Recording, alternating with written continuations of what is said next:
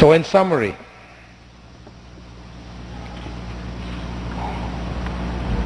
there are seven. Seven shaded by the shade of Allah's throne on a day when there is no shade.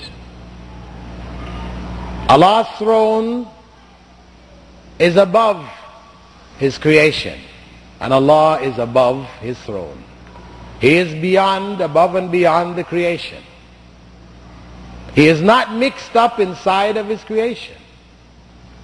A very important concept, because the belief that Allah is everywhere, inside of everything, this is the foundation of idolatry. Those who worship idols, who have philosophized their worship, will tell you, I am not worshipping this idol that you see.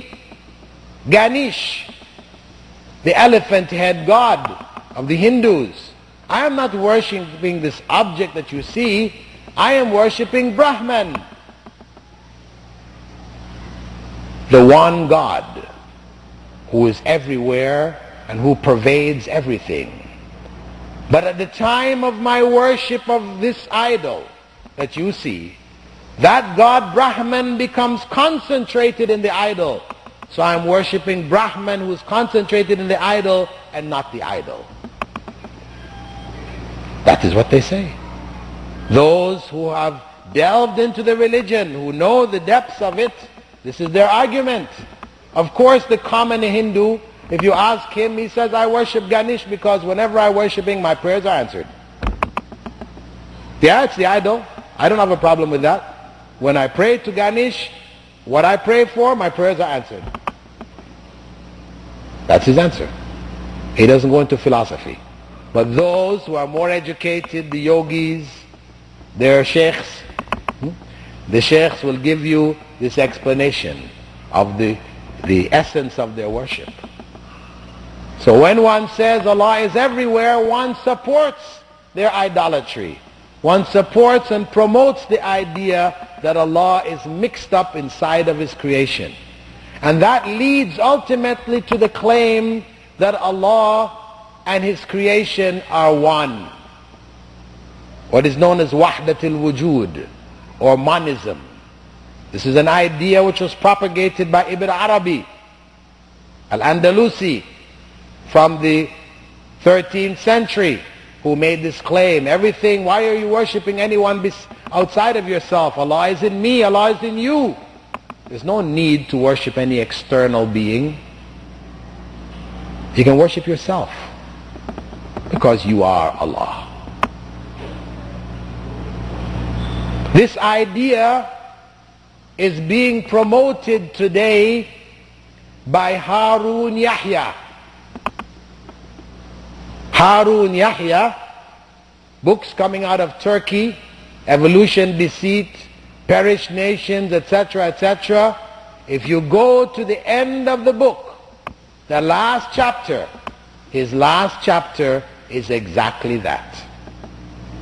He says, those stupid people who think that Allah is above His creation. He ridicules those who believe that Allah is above His creation. Though when you go to Sahih Muslim, to the hadith of Muawiyah ibn al-Hakam, who had slapped his slave girl in the face because some of the sheep that she was guarding were stolen by a wolf, and he went to Prophet Muhammad ﷺ to find out what he could do as atonement for this evil deed which he had done, slapping her in the face. And the Prophet ﷺ told him to bring her. He asked, can I free her? He said, bring her. And when he brought her, he asked her, Ayn Allah, where is Allah? And she said, Fis sama, above the heavens. And he said, Waman ana, and who am I? And she said, Anta Rasulullah, you are the messenger of Allah.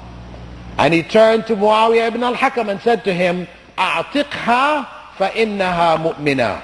Free her because she is a true believer.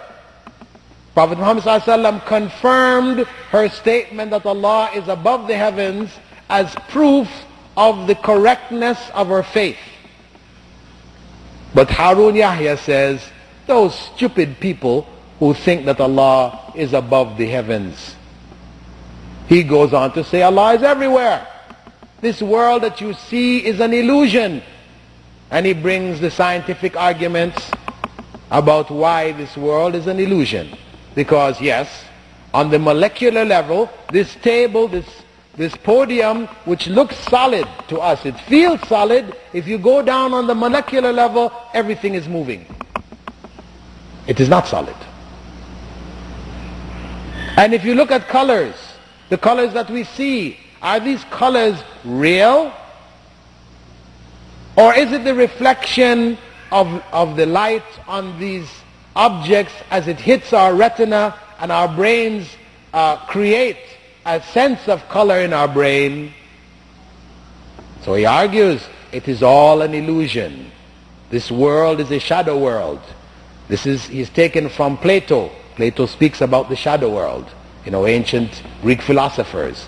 And he argues that this world is an illusion. And he quotes from Ibn Arabi and praises him as the Imam Rabbani, when he was in fact a kafir, a disbeliever, a heretic, who even many of those who were involved in Sufism, big figures amongst the Sufis, declared him to be a heretic. But who claims for himself to be the Khatamul Awliya, the seal of the sainthood? And they're ignorant Muslims who take him as such and pray to him. The point is, beware of Harun Yahya.